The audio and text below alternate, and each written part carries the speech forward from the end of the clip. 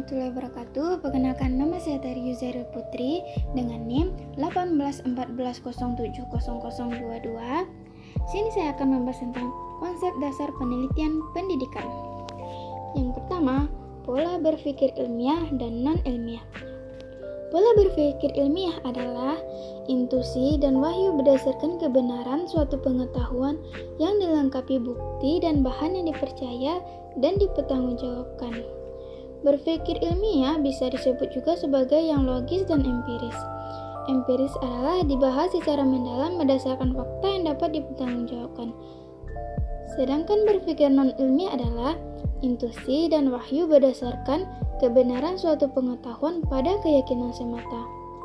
Berpikir non-ilmiah sering juga disebut dengan kegiatan berpikir yang dilakukan oleh seseorang yang hanya menggunakan akal sehat, perasaan, prasangka, dan intuisi yang kebenarannya diperoleh secara kebetulan tanpa melalui proses pengumpulan data. Hakikat, tujuan, dan fungsi penelitian pendidikan.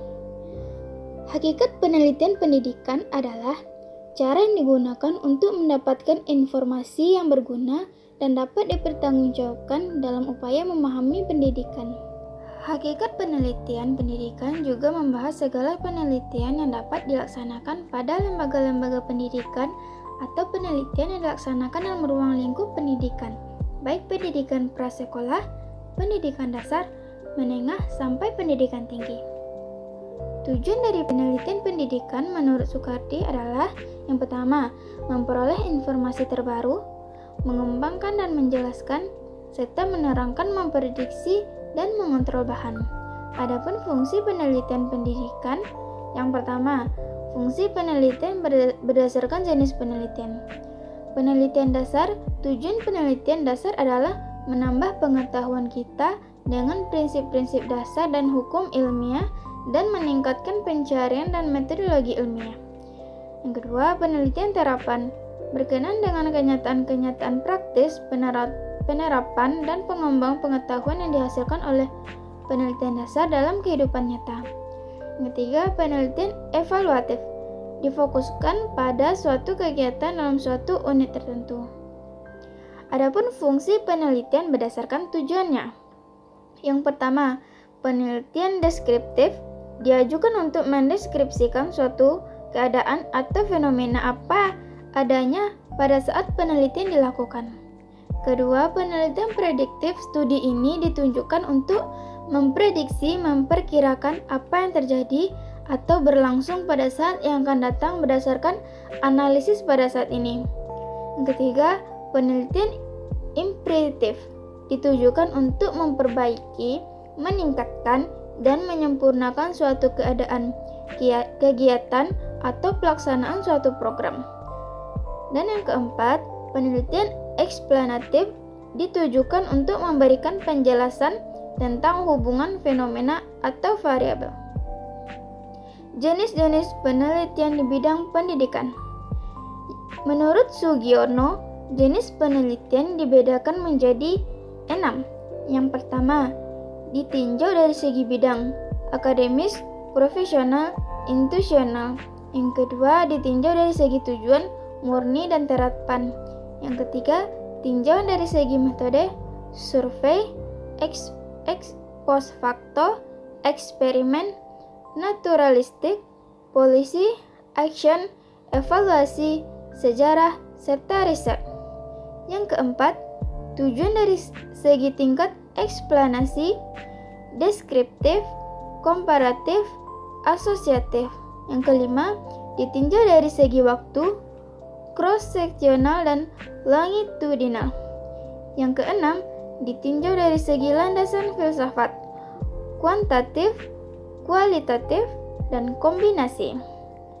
Adapun jenis-jenis penelitian pendidikan. Yang pertama, penelitian deskriptif. Penelitian ini berusaha untuk menggambarkan suatu kegiatan penelitian yang dilakukan terhadap objek-objek tertentu secara sistematis dan jelas. Yang kedua, penelitian eksperimen. Penelitian ini dilakukan dengan 3 persyaratan, yaitu mengontrol, memanipulasi, dan melakukan observasi. Yang ketiga, penelitian tindakan kelas. Penelitian ini merupakan bentuk penelitian terhadap refleksi diri berdasarkan yang sudah dilakukan partisipan selama ini dalam situasi sosial agar bisa memperbaiki praktek yang dilakukan. Yang keempat, ada penelitian kualitatif. Penelitian ini sering digunakan untuk melakukan penelitian terhadap kondisi objek alamiah. Yang kelima, penelitian kuantitatif.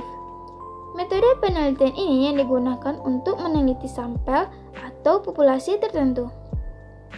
Yang keenam, penelitian R&D merupakan strategi yang ampuh untuk memperbaiki praktek, maksudnya untuk mengembangkan produk baru. Komponen-komponen penelitian. Yang pertama, judul penelitian, yaitu etalase dari suatu penelitian yang menampilkan keseluruhan rencana penelitian. Tulisan judul penelitian sesuai dengan masalah yang kita teliti. Latar belakang masalah. Berisi tentang segala sesuatu yang mendorong peneliti tertarik dengan topik atau judul penelitian yang disusun dalam proposal penelitian. Rumusan masalah. Yang dimaksud rumusan masalah adalah masalah ilmiah pendidikan. Pada bagian ini, masalah penelitian merupakan rumusan. Pada bagian ini yang dimaksud rumusan masalah ialah masalah yang akan dipecahkan oleh si peneliti. Landasan teori. Landasan teori merupakan hasil penelusuran penelitian terkait dengan teori-teori yang dilakukan yang digunakan buku-buku ilmiah. Tujuan penelitian. Tujuan untuk menjawab pertanyaan masalah yang diteliti secara spesifik untuk mencapai tujuan penelitian yang dilakukan. Hipotesis tindakan. Hipotesis adalah suatu dugaan yang perlu diketahui kebenarannya.